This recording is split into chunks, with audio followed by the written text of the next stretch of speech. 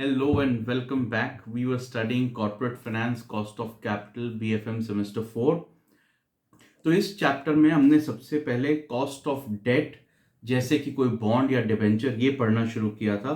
इस पहले वीडियो में हमने देखा general concept cost of debt क्या होता है, टैक्स एडवांटेज के कारण कैलकुलेशन कैसे चेंज होती है, और इस दूसरे वीडियो में हमने देखा cost of debt, any debenture, any bond अगर वो फेस वैल्यू पे इशू नहीं किया गया है, डिस्काउंट या प्रीमियम पे इशू किया गया है और रिडेम्पशन के बारे में कुछ पता नहीं है या फिर वो इररिडीमेबल है।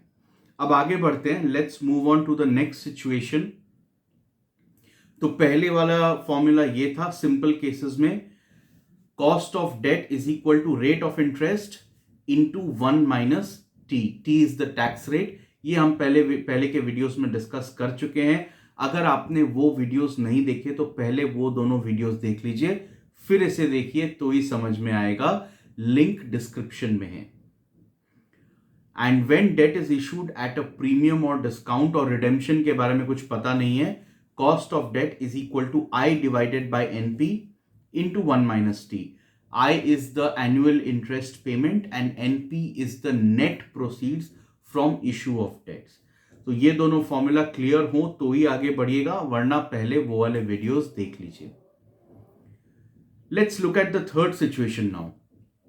जब हम डेट इशू करते हैं तो सिर्फ इशू के समय ही नहीं बल्कि रिडीम करने के वक्त भी प्रीमियम या डिस्काउंट हो सकता है।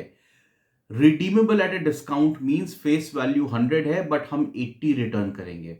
Redeemable at a premium means face value 100 है पर हम 120 रिटर्न करेंगे। तो इससे कॉस्ट ऑफ डेट के कैलकुलेशन में क्या चेंज आ जाता है, पहले फॉर्मूला देख लीजिए फिर मैं आराम से डिटेल में समझाऊंगा। तो कॉस्ट ऑफ डेट का फॉर्मूला कुछ और हो जाता है, देखने में बहुत कॉम्प्लिकेटेड सा लग रहा है, बड़ा सारा है, but don't worry, once you understand बहुत इजीली समझ में आ जाएगा, आपको रटना नहीं पड़ेगा, आराम से याद भी हो जाएगा। तो ये है I into 1 minus T plus RV minus NP divided by N whole divided by RV minus NP divided by 2, where I is the same annual interest payment. Interest rate नहीं है, एनुअल इंटरेस्ट पेमेंट। इंटरेस्ट कितना पे कर रहे हैं bond या debenture पे, 1 minus T, T is the tax rate, RV is the redeemable value. अगर 100 रुपए का डिबेंचर है लेकिन आप प्रीमियम पे रिडीम करेंगे 120 पे, तो redeemable value will be 120। Net proceeds is जब आपने डेट इशू किया था तो उसके बदले में आपको कितने पैसे मिले थे। अगर फेस वैल्यू पे ही इशू किया, 100 रुपए का डिबेंचर है या बॉन्ड है, फेस वैल्यू पे ही इशू किया तो आपको 100 रुपए मिले। अगर प्रीमियम पे इशू किया 20% तो आपको 120 रुपए मिले होंगे। और कभी कभी इशू के टाइम पे एक्सपेंसेस भी होते हैं तो वो सब्ट्रैक्ट करेंगे। ये सब हम बाय द वे पिछले वीडियोस में डिस्कस कर चुके हैं और आप वो वीडियोस अच्छे से देख लीजिए, उसके बाद आगे बढ़िए। तो ये फॉर्मूला देखने में कॉम्प्लिकेटेड लग रहा है पर मैं इसका एक एक पार्ट करके आपको समझाता हूं। आई एम श्योर इजीली समझ में आ जाएगा और फिर याद रखने में कोई परेशानी नहीं होगी, रट्टा नहीं मारना पड़ेगा। Let's see, this is the whole formula. सबसे पहले ये वाला पार्ट समझते हैं, I इंटू 1 माइनस टी। तो मैंने आपको बताया था कि डेट जैसे हम किसी की प्रॉपर्टी यूज करते हैं उसके लिए रेंट पे करते हैं, वैसे ही किसी के पैसे यूज करते हैं, बोरो करते हैं, यूज करते हैं, तो उसके लिए भी एक तरह का रेंट देना पड़ता है जिसे कहते हैं इंटरेस्ट।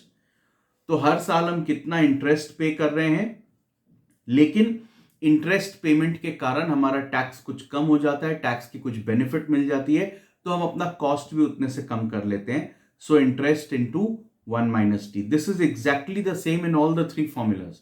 ये हम पहले भी डिस्कस कर चुके हैं। पहले वाले में आर था, rate of interest into 1 minus T, दूसरे वाले में तो ये सेम ही था, आई इंटू 1 माइनस टी। तो ये बिल्कुल सेम है, right? There should be no confusion in this. Next, ये RV minus NP divided by N क्या है? Let's see this. जब हम डेट इशू करते हैं, पैसे बोरो करते हैं किसी से, तो हर साल हम उसे इंटरेस्ट पेमेंट करते हैं। मतलब सपोज हमने 5 साल के लिए डेट बोरो किया, 1 2 3 4, 5।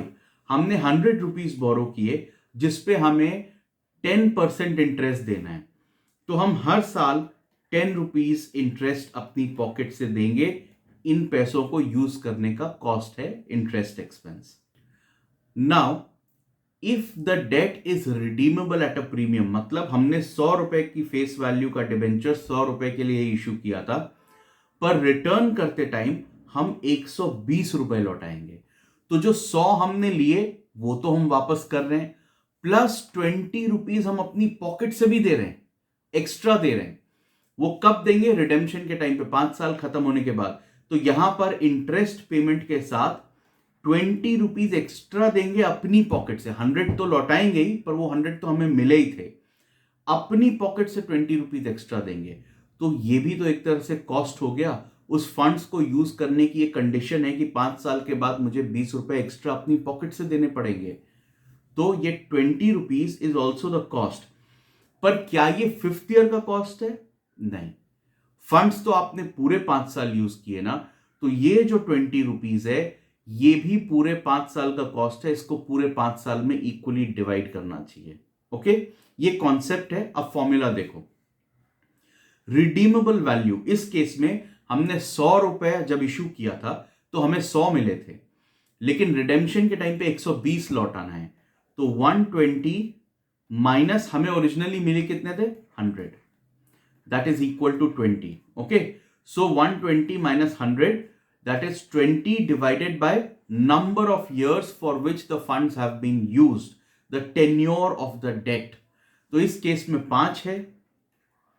So therefore हर साल की कॉस्ट में हम कहेंगे 4 rupees is also towards difference of redemption value and net proceeds। तो आपको कितना मिला, आप कितना लौटाएंगे, उन दोनों का डिफरेंस, वो भी आपकी जेब से लग रहा है, आपका कॉस्ट है। So that divided by number of years, तो पर एनम कॉस्ट निकल के आ जाएगा। हर साल आपको सिर्फ इंटरेस्ट ही नहीं बेयर करना पड़ रहा है, इसके अलावा 4 रुपए का कॉस्ट और भी लग रहा है। ये देना अभी नहीं है, लेकिन कॉस्ट तो हर साल इक्वली डिवाइड होगा ना, इसीलिए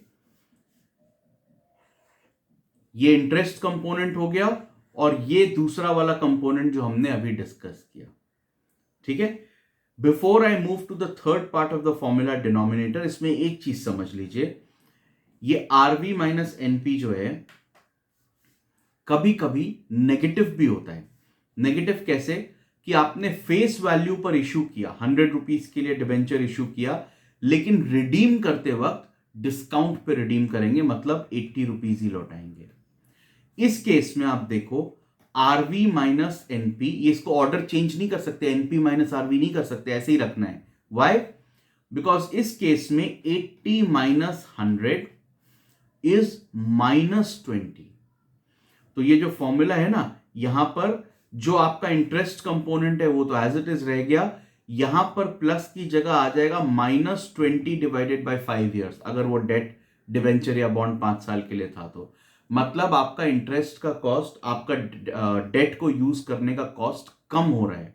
क्यों? क्योंकि जितने पैसे आपको मिले थे उतने सारे के सारे आपको लौटाने नहीं है, तो एक तरह से आपकी यहां थोड़ी सी इनकम हो रही है, तो वी से कि कॉस्ट ऑफ कैपिटल कम हो गया। ओके, तो अगर RV is greater than NP तब तो ये पॉजिटिव नंबर है, कॉस्ट बढ़ जाएगा। लेकिन if RV is less than NP, जितने आपको मिले थे उससे कम आपको लौटाने हैं, तो आपका कॉस्ट कम हो जाएगा। ठीक है, तो पहला पार्ट आपको पहले से पता ही था, दूसरा पार्ट भी आई होप समझ में आ गया होगा। Now let's look at the third part, let's look at the denominator. अगर आपने 100 रुपए डेट इशू किया, आपको 100 रुपए मिले, 100 रुपीज, लेकिन लौटाने आपको 120 है 5 साल के बाद, रिडीमेबल एट अ प्रीमियम। तो इस केस में अगर मैं आपसे पूछूं आपका कैपिटल है कितना, मिले 100, लौटाने हैं 120, you don't know which number two use. Normally cost का क्या फॉर्मूला होता है? जितना हमने इंटरेस्ट दिया डिवाइडेड बाय जितना कैपिटल हमने बोरो किया। तो यहां पर हम कैपिटल के लिए 100 यूज करें या 120 यूज करें, तो आप इन दोनों का एवरेज ले लीजिए।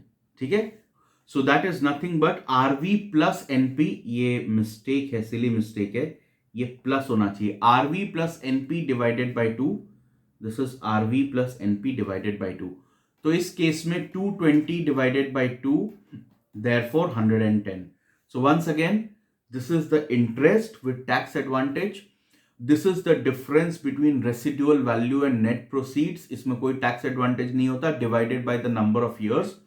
And this is the average capital जिसका ये कॉस्ट है. सो हम एक नंबर नहीं लेंगे, हम ओपनिंग प्लस क्लोजिंग दोनों का एवरेज ले लेंगे. So this was cost of debenture, and in the next video we'll start looking at cost of preference shares. We will do a lot of practice examples लेकिन सारे concepts खत्म होने के बाद. So the link for all the videos and the playlist is in the description. Please do watch them and please like, share and subscribe.